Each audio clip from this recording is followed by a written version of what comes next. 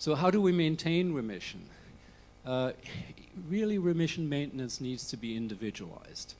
And this is because we learned most of what we know about remission maintenance from clinical trials.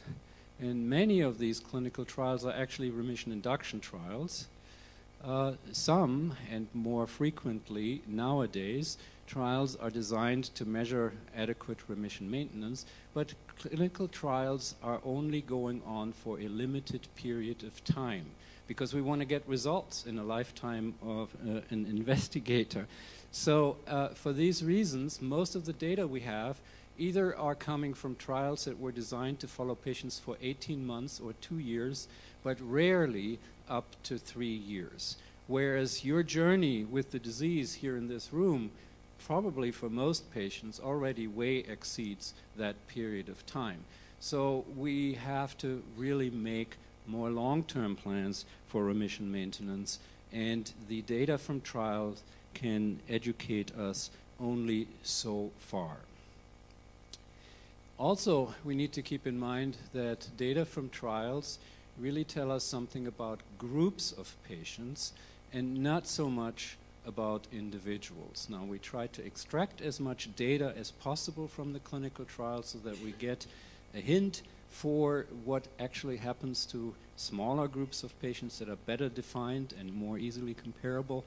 But most of the trials are really not powered, meaning they don't have enough patients in them to really do statistically sound subset analyses. So really the question is, who needs maintenance, and how do we monitor you once we have achieved remission? How do we know that you stay in remission? And what do we do to monitor? And we really are looking for any sign of return of disease activity and for treatment side effects. And when you come to see one of us at Mayo for a follow-up visit, we generally try to have you do a battery of tests in the morning and then see us in the afternoon to discuss the results and see where we go from here. And this screening battery is really coming in the form of a six-pack. You know, I'm German, I like beer, and beer comes in six-packs, so it's easy to remember. But there are really 6 components to this battery of tests that actually do make some sense. So the first thing we look at is markers of inflammation, sedimentation rate, and C-reactive protein. Now, that goes up for any sign of any inflammation in your body, be it the disease or be it the complication of treatment. We do a complete blood count with the differential that tells us something about disease activity in some vascularities, particularly EGPA, when the eosinophil count goes up, but it mostly tells us something about drug toxicities, which has a tendency to drive the white count down.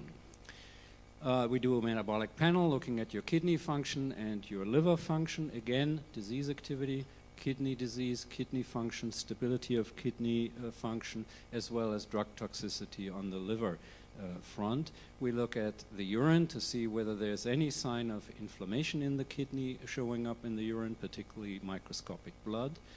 We do a chest imaging study to see whether something is happening in your lungs that doesn't cause symptoms yet.